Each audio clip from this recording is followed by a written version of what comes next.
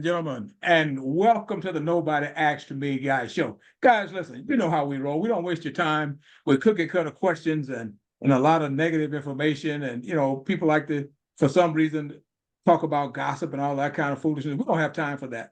We like to talk to guest brother Andrew Poncho Glover.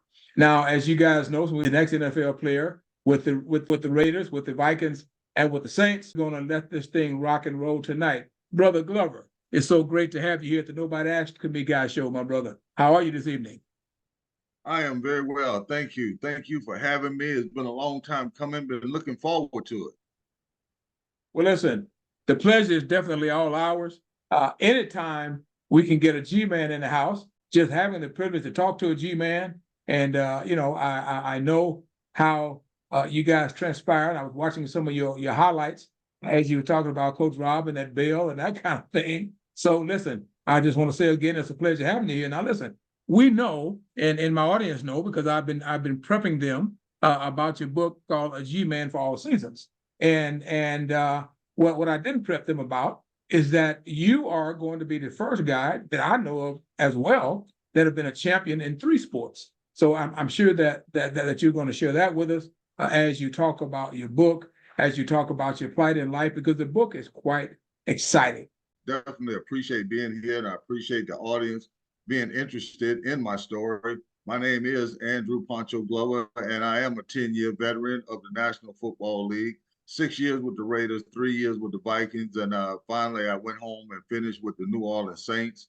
The inspiration behind the book G-Man for All Seasons was based on a letter that I received from the owner of the Raiders, Al Davis. And he and I had a falling out whenever I was playing for the Raiders, because I always thought that I was being disrespected on the pay scale and what I brought to the table. Yet I was still loyal, and I still was doing the team thing and trying to do whatever it took to play my role and win. But I wasn't happy then. I wasn't saddled because I didn't think that I was getting the maximum amount of compensation that I should be getting for my size, my height, my talent, for what I brought to the team. And I wasn't disrespectful to him or anything of that nature. He's a businessman. He's the owner. He's the maverick. And so nobody really, they rarely stand up to him. That is your boss. If you stand up to your boss, then you risk getting fired on the spot. But I was passionate about my family. I was passionate about my ability, and I knew what I could do. And so he wrote me this letter, and I wasn't even playing for him. I was playing in Minnesota at the time, and I was having one of the best seasons that I'd had since I had been in the NFL. Unbeknownst to me, he had been watching me. And during the season in '98, when we were 15-1, and I went to the championship game, one game before the Super Bowl, is when he sent me the letter. And I was unsuspected. I didn't know I was coming in from practice one day, and we're getting ready to prepare for the championship game, NFC championship game in Minneapolis. And I had this letter on my desk, on my seat, where I sat in my locker. And I came and I looked around, and I didn't see a letter. Nobody else had a letter on their locker. And I picked this FedEx letter up, and it's addressed from the owner of the Raiders, Al Davis. And I thought in my mind, what could he possibly want? Why would he be reaching?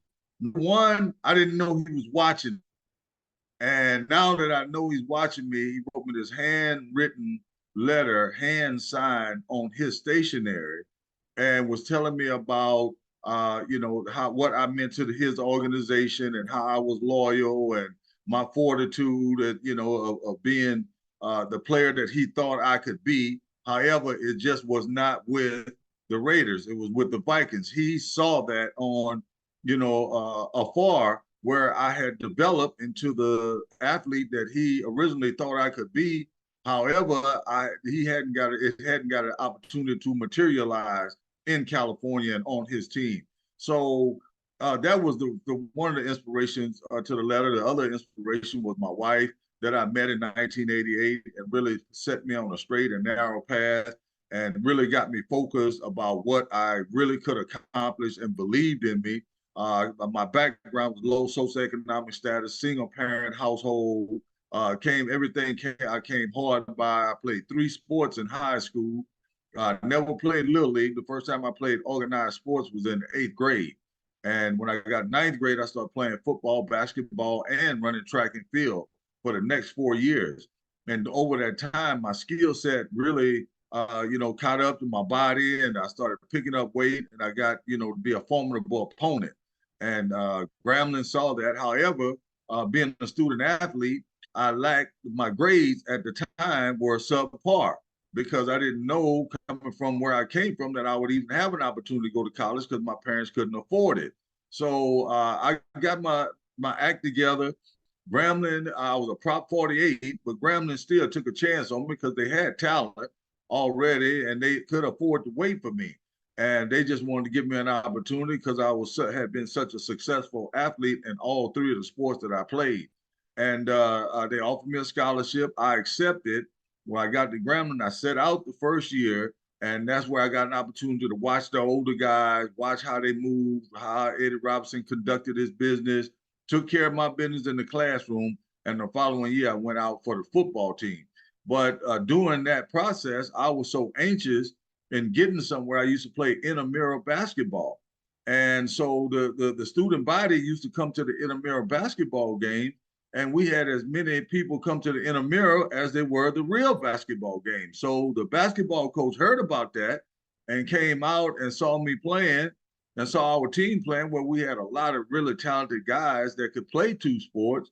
And, he saw me play and said that he thought I would be a good addition to the team. And however, he failed to notify Coach Rob of that. He circumvented Coach Rob and talked to me about getting on the team. And I was over excited about it. I wasn't really on the football field just yet, and that looked like it was a long way away. So I joined the team and started traveling right away against what Coach Rob had advised.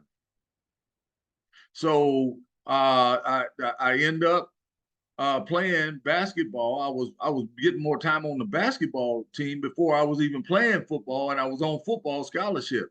And in 1989, everything I tried that that first year, played football and basketball, and in 1989, everything came together. I met my wife now of 31 years, and she set me on the path of showing me how to take care of my business and responsibilities in school, how to be focused, how to keep my discipline. And in 1989, I embarked on a journey that would be a historical journey in the SWAC and in the nation as well, where I started that football season, and I ended up playing and winning the Southwestern Athletic Conference Championship in football. And then I went to basketball from there, where we were the co-champs with Southern that year. Both of us were 13-1, I think it was. And so after I did those 2 things and accomplished that, I was kind of feeling good about myself. And it was all about winning. I was on winning team. So it didn't matter about individual accolades for me. I just wanted to be part of a winning team and do my part. And I was on a team that I'm on a list of 2 sport athletes across the country which had 25 people. One of them, which was Terry Kirby from University of Virginia, and I made the list. And I wanted to go a lot further than that and wanted to make my own list. So I decided that after I won the football championship and the basketball championship, that I wanted to run track and field. And if I would be able to win a championship in track and field, I thought that I would carve me out a specific niche that would garner attention at the NFL level or at maybe at the NBA level. And that's exactly what happened. I won the championship in football, basketball, and track and field. They wrote about it extensively in the newspaper. And all I had to do as a senior was come back, be disciplined, and maintain the status that I had risen to at that time. When you have a gentleman like Brother Poncho, and you do these things, and it somehow appears to be almost a secret. People may mention it, and they mention it in passing, as if to say, oh well, so what? And when we have guests such as yourself on the show, I like to make sure that we highlight those kind of things exponentially, because that is really what it's all about, is as we share that. Now, as you've shared that and you've gone through that, I know that you mentioned briefly about some of the challenges with our our mentor, Mr. Al Davis. But you talk about the highlights and challenges from your tenure in the NFL with the Raiders, Vikings, and Saints. And I know that you guys were preparing for the championship, as you shared when you got the letter from Mr. Davis. If you'll touch on the Saints a little bit, we're both from Louisiana, and people love the Saints. If you'll talk to us a little bit about your experience with the Saints. Yeah, I'll talk about that as well, but I forgot to mention, along with the three sports that I not only participated in and won a championship in each sport in the same year, I also graduated on time, which was even more significant. And what That's Eddie most Robinson important. talked about more importantly is I graduated in 4 years and gave up every summer to go to summer school so I would have hours going into the fall. So the accomplishment really wouldn't be the accomplishment if I hadn't completed the cycle with graduating in December of 1990 with my bachelor's of science in criminal justice. So that's why I think that it is so significant. And the only question that I have for anybody that would question it is if it's so significant to me, why is it so insignificant to you or the youth? And why couldn't we use that as an inspirational story to try to be a guideline for young student athletes to be wary of and condition themselves, their mind, body, and soul to accomplish all their dreams and aspirations? But May I anyway, interrupt you? back to the Saints. No. I want to interrupt Yeah, you go while ahead, you're go right ahead, there, because you're at a go ahead. perfect spot. When you saw me look here, that's on my monitor, and I wanted to see, because I thank God I have a lot of young people. They're all over 18, but man, the thumbs and the hearts that are going up from what you are sharing, believe me, you're making your point. And that's great. So when you see me cut my eye up and look up like this way, I'm looking at the monitor. I'm not looking away from what you're saying. And I should have shared that before we got started. So please But I continue. thought that was something that needed to be said, and that was significant because that's part of the in its totality why I think that I should be in the SWAC Hall of Fame, in the Louisiana Hall of Fame, in whatever all the other Hall of Fame that I qualified for, because it was earned and it was blood, sweat, and tears and commitment that and God will to help push me through the limit. Everybody always say push up to the limit. I go beyond that because that's what it takes sometimes to accomplish the things that you want to accomplish. You have to push through the limit. There is no limit. And when you enter that stratosphere, then you'll see that things that you never thought possible have became possible. I used to hit game winners all the time. And I just thought it was a run-of-the-mill situation when you were playing basketball and you hit the winning shots in games and position yourself at the right time and condition yourself that you were making the plays that you needed to make to help the team win. And I never got away from all I ever learned was to be a team player. And all the most important thing to me was being on the team, making my contribution and helping the team win. That's it. I never thought about one day when I was playing basketball with Poncho. If you get 24 points and 12 boards, and you'll probably get a shot in the NBA. I never thought about that. If I had thought about that, maybe I would have conducted myself a little different. The only thing I thought about was listen to the coach. He's going to put us in the best position to execute and to try to win the game, and don't second guess him because he got enough problems going on right now. So do your part, be a leader. Actually, on the basketball team, my senior year, I was the leading scorer, leading rebounder, and I led the Southwestern Athletic Conference in field goal percentage. Wow. Thumbs, hearts are rolling up for you, Brother Glover. When you share what you share, allow me to repeat myself. Sadly, that's what happens with persons such as yourself and others. If we know anything that you may have done that is not flattering, I guarantee you it'll be talked about until the good Lord comes to get you.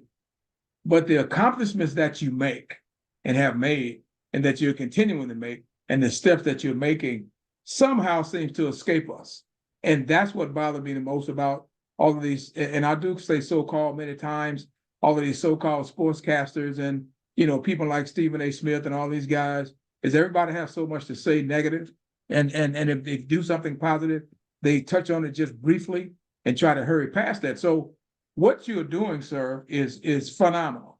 What you've done is phenomenal, and it needs to be discussed. And allow me to say, because and as I'm listening to you, and as I'm looking at these thumbs going up, as I'm looking at these hearts going up, I can tell you this: I see, you know, you don't apologize, but people somehow seem to expect us to apologize when we have the ability, the God-given ability to do things that we do, man. So this is just fantastic. And I'm just excited because these young people are giving you these thumbs up, they're giving you these hearts and that type, these high fives.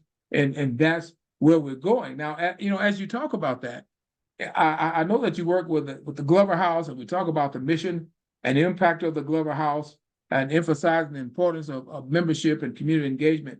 Can we segue to that a little bit, please? Yeah, absolutely. Global House is a nonprofit 501c3 I've had for about 30 years. It started out with veterans, taking care of veterans, home health care.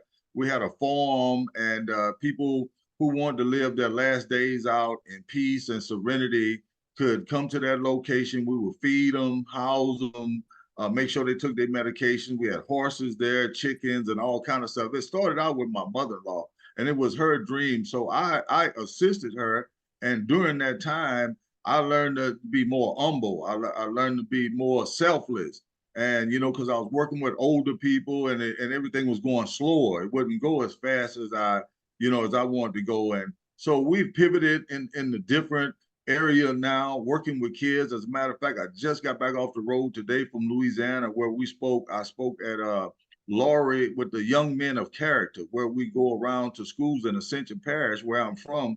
We're at Laurie Elementary School, which is in Downsonville, a historically impoverished area, low economic.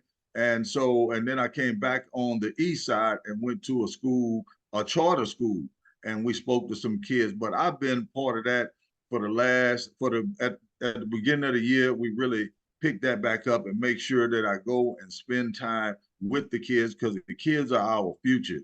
And if they know about somebody that's from where they're from, then they may listen more to this professional athlete that has something to say about what it took to get to the next level, and not only what it took, but what it took to maintain it at that level.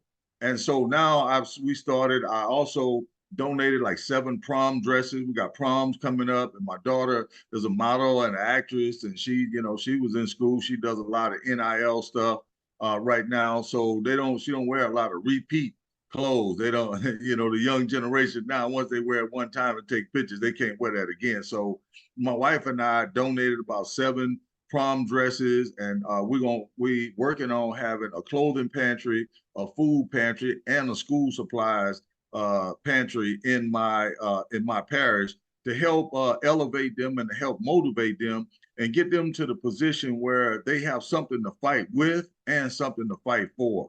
And we feel like as successful people in our community, it is our job and our duty to go back and to inform those youngsters about what it takes to get to that next level, the discipline, the listening to your parents, the same thing the teachers telling them, the preachers telling them, that they are their role models as well. But we're there to remind those kids of that and let them know that we love them, and that we look forward to them nurturing their talents and their skill sets so they can be the future business leaders of America. Also, the personal antidotes and lessons learned, with the focus on your resilience, perseverance, and giving back. And you've been talking about that the whole time, actually, is the perseverance, is is your focus. You're talking about, again, these hearts and thumbs are going up, talking about the young people and people reaching out and seeing what kind of things they need to be involved in. And as you've already said, going back to your hometown, talking to young people, helping them to understand that, excuse me, there are certain values and things that we must ourselves possess as we reach forward and step out there. Now,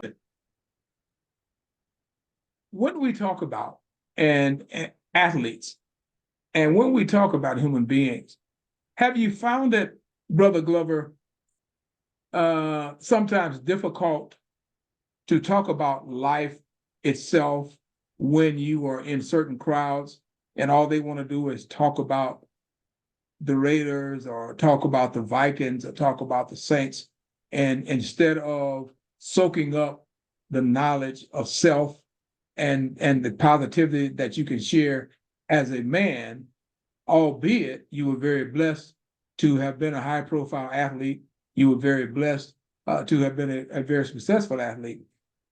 Do you find it in many cases where people sometimes are a little short on listening to the message of life, but they're all ears when it comes to sports?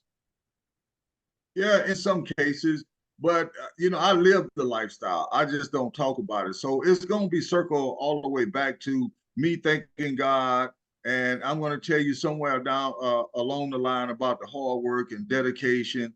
And if you're a student athlete, I'm always going to remind you of that stuff because Eddie Robinson was diligent about doing that. He drilled and hugged you out about certain things that weren't becoming of you.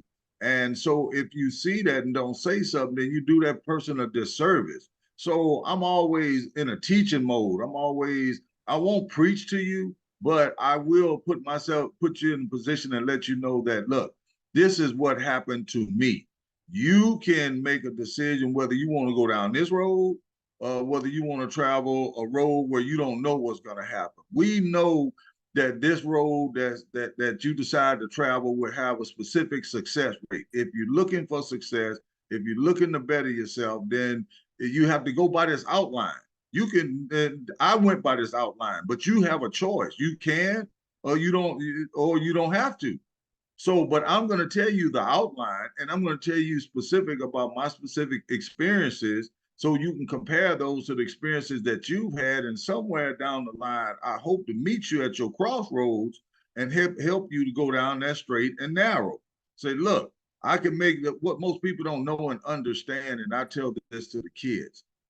When we talking to the kids and we encouraging them with the young men of character, and it's not just me, it's like seven, 8 gentlemen in different stages in their life. One gentleman is like 88 years old, 89 years old, that comes to speak to the kids from that perspective.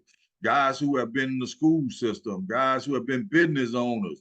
We all go in as a group. So when I talk to those kids, I tell those kids before they leave out of that room, and I plead with them. Today, you can make a decision that you can become a better student. All you have to do is agree to that right now. And when you walk out this door and set your mind to it, it can happen right now. You don't have to wait the next week, next month, next year. It's a mindset. Whatever you decide to do with your life based on the things that we've told you, if you've been touched by that and if you really want to make a change, then that's instantaneous. You can put in your mind when you look in that mirror and say, look, I'm gonna start doing a better job listening to my parents. I'm gonna start doing a better job. I'm gonna make up my bed. I'm gonna take out the trash without being asked. All those little things that lead to big things. That's training sessions. So when you and I tell people that it often blows their mind about being a professional. And so you can be a professional when you in high school and college. Act like one. Learn what the professionals do and start acting like one in high school and college. And your transition won't be so difficult when you leave college and go to the professional. Once you learn what the professionals do, a lot of people gonna read Kobe Bryant book. A lot of people gonna read it, but all you gonna do what it says in that book. Are you gonna go to practice at 2 and 3 a.m.? Are you going to get up again at 7 a.m. and go? But you'll read that book and you will know what he did, but you'll want to accomplish what he accomplished, but you won't be willing to pay that price. And you have to pay that price for whatever you get, and it has to be earned, because if somebody gives you something, they can take it away at any time. But when you earn it, it's a different kind of feeling. They can never take that away from me. They can never take my degree away from me. They can never take my accolades. They can never take my character and the people that love me and that witness what I did. You can't take that away from us. That was a sacred time and a happy time and a time of winning. And I have fond memories of being part. Everybody is not part of the most exclusive fraternity in the history of HBCUs, which is Grambling. We're proud of that. And so we have a high level of respect, not only for football players that made it to the next level, but we have a respect for every man that got on that field and went out there and sweat and was part of those winning teams. But nobody is better than anybody else. Everybody on that same level playing field when we get together. And that's what we're going to commence to do this weekend on the 20th and 21st at the spring game. We all usually come back as G-men, former G-men, to come back and support the current team. Wow, that is powerful. That is powerful, man. I can't help looking at my monitor. Usually, my young men have a ton of questions, but you breaking it down so well. They're just sending up thumbs and hearts, and that's great. But you know, and you guys have had the opportunity to be in Coach Rob's presence, man, and to know him. That is iconic. And sadly, our young people don't understand that Grambling is actually a national icon. They really don't. And I can just tell you, brother, you are to be admired. As you've already stated, you should be in the Grambling Hall of Fame. You should be in the Louisiana Hall of Fame. Right there, I'm in the Grambling Hall of Fame. I'm just not in the SWAC. I'm just not in the Conference Hall of Fame. But the only issue I might have had with being in the Grambling Hall of Fame is I thought that I might be the first athlete to go in the Grambling Hall of Fame as an ATH and not a football player. And so I specifically asked, hey, would it be possible, because of the difference, my accomplishments and what I did different than anybody else associated with Grambling? Nobody's ever done that. Then would it be out of the question to be put in the Grambling Hall of Fame as an ATH, as an athlete?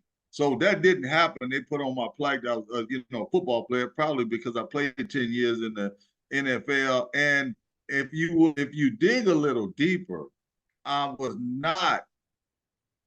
didn't have Hall of Fame numbers in college from football, because we was such a high-powered offense and we had so many good players. We had 5 players got drafted out of Grambling in the year that I came out in 91. Yeah. So in my 2-year career with Grambling, I only had 27 catches. But the 27 catches was half of them went for touchdowns. I had 14 touchdowns and 600-something yards and averaged 22.2 yards a catch. But I only had 27 catches. If you ask any of the great receivers that ever played at Grambling, said, man, we have a football player who's in Grambling Hall of Fame, a receiver, 6'7", 215 pounds. He had 27 catches. And they probably fall out. Like, what? What do you mean 27 catches? Without the backstory of how many yards and how many touchdowns. But that's why I thought that, I intentionally did something different so I could be presented different. Yeah. And Brother Glover, let me go one further. Also running out of a wing T offense to have 27 catches. That's a lot of catches, brother. And Coach Rob believes in that religiously. Well, listen, I don't want to keep you all night. Let's we got time, brother. You got me. Let's delve a little more into a G-Man for all seasons. The book is so interesting, man, and I just if you'll talk a little bit more about it. I mean, obviously we don't want you to tell everybody what's in the book, but then they'll say, well, he already told us now, so I don't need to buy it. So that's not what I'm saying. But if you can highlight some other things, it'll be great. I think the important elements of that book is that the things that I share with people are very personal. I don't name people in the book specifically because I wanted the book to be an inspirational story. And it delves into my early childhood about when I had the dream of what it would be like and what it feel like to be a professional athlete, and the people I'm seeing on TV. I'm seeing Wilt Chamberlain, I'm seeing Dr. J, I'm seeing Jesse Owens, I'm seeing Jim Thorpe on television, and that is so far away from me and this mud court and this bicycle rim that I'd have beat out and made a goal out of. I mean, it's improbable. It's not impossible because Philippians 4:13 says, I can do all things through Christ, which strengthens me.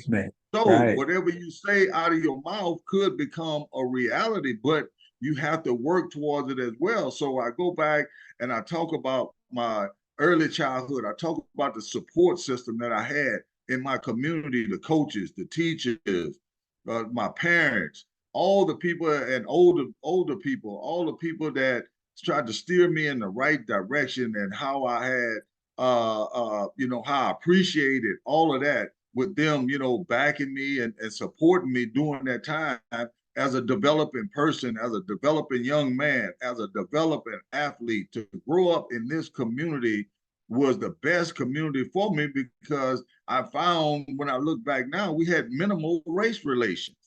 All we was going blacks and whites got together for a common task of trying to go out and play ball and do something significant.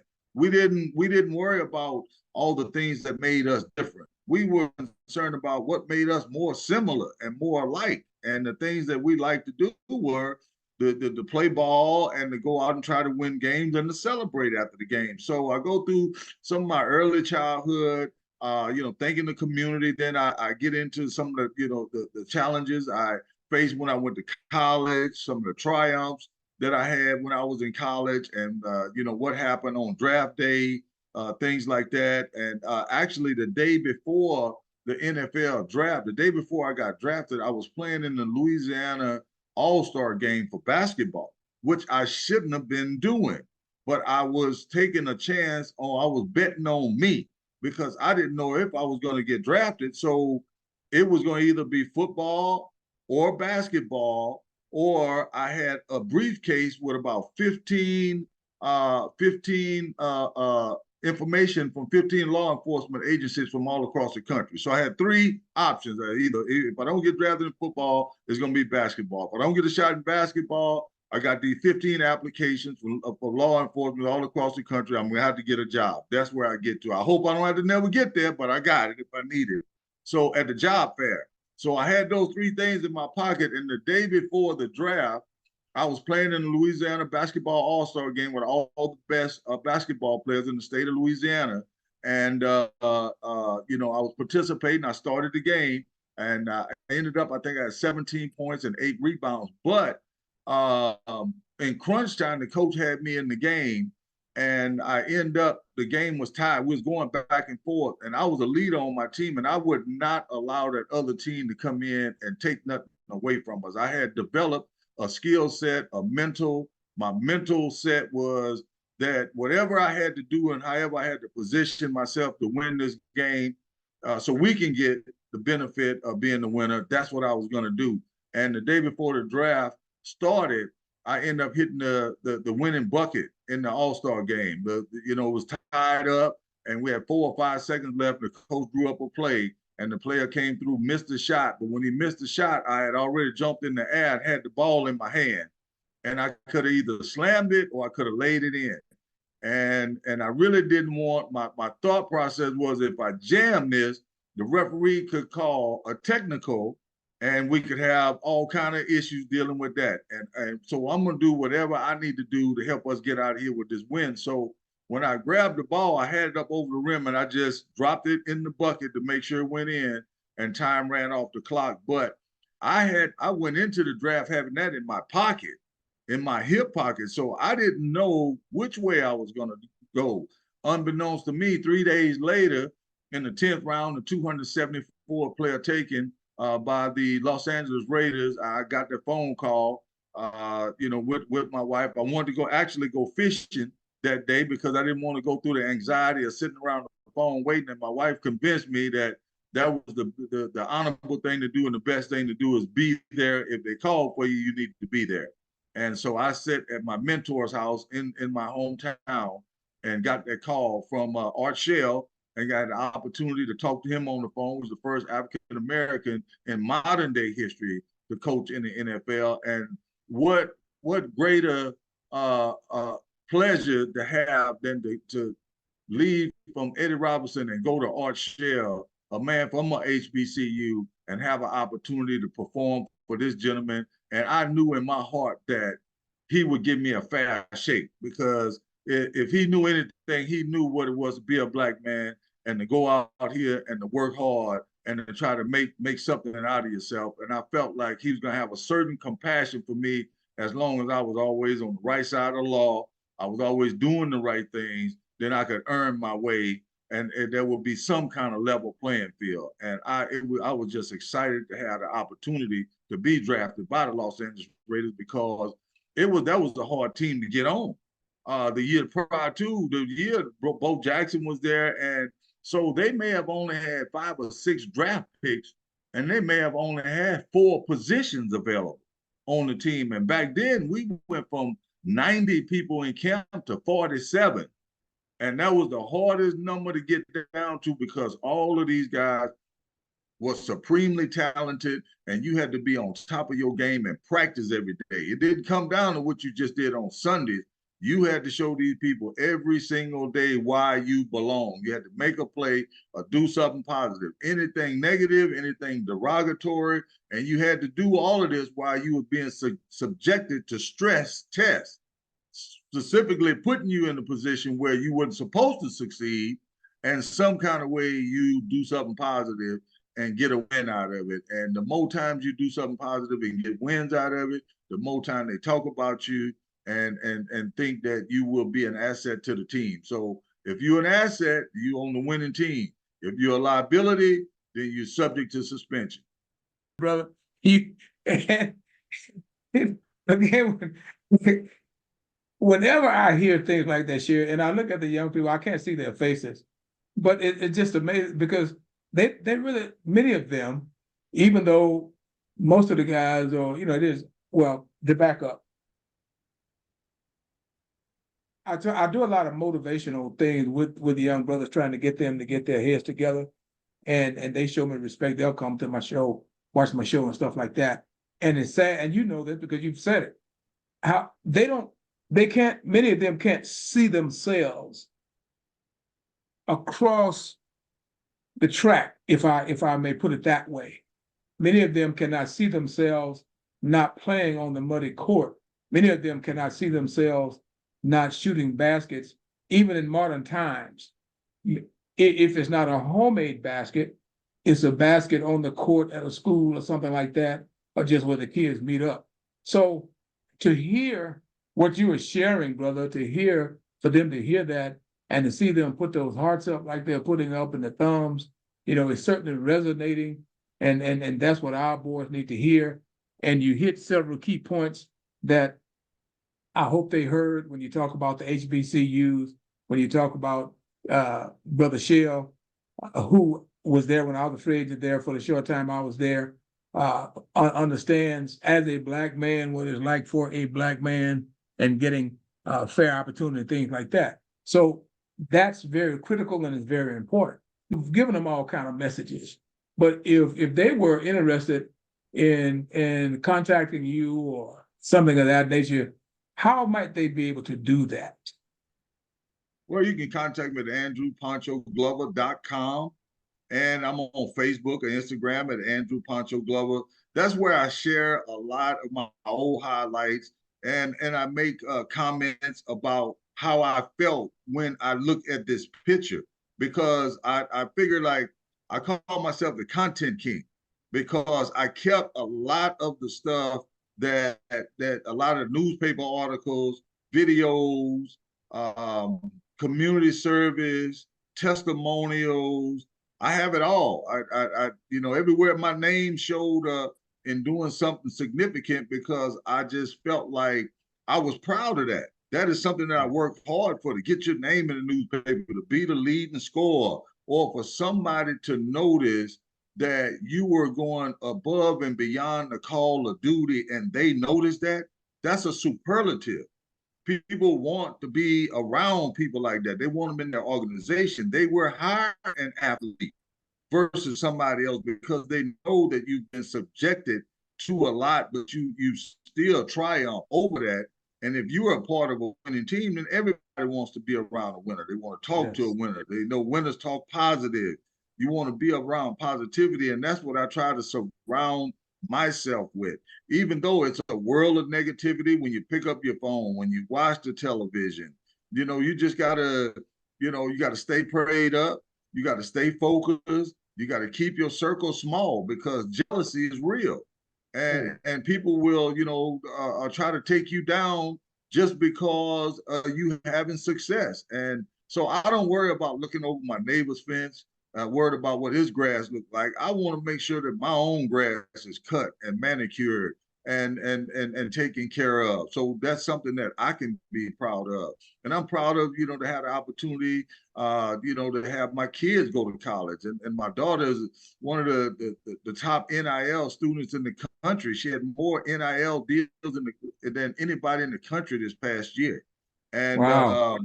And she's an engineer. She went to SMU, played volleyball. She was a student athlete, and I could see myself in her. So I kind of went through that through that time where my career was coming to an end again.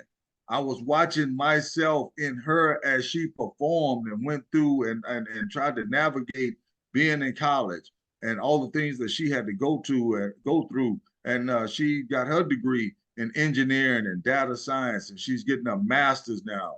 And the hard work that she put in, it makes me feel proud as a father that if I wasn't able to get those things, that I'm able to talk to her and encourage her, and she's able to get paid for what she's doing.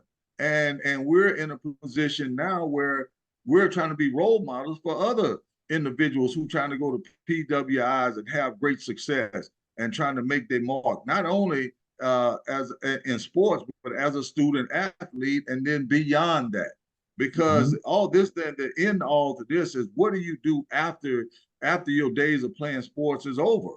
And so you build a bridge to another career and you reinvent yourself. I myself was a franchisee in Sonic Drive-Ins. After I retired, I had the kind of relationship and strong entrepreneurial skills, and so in 2001, I retired. In 2003, I had a Sonic Drive-In Baytown, Texas, on the ground, owner operator, and I Okay. ended up doing three Sonics. My wife and I never. Football is the only job that I've ever had.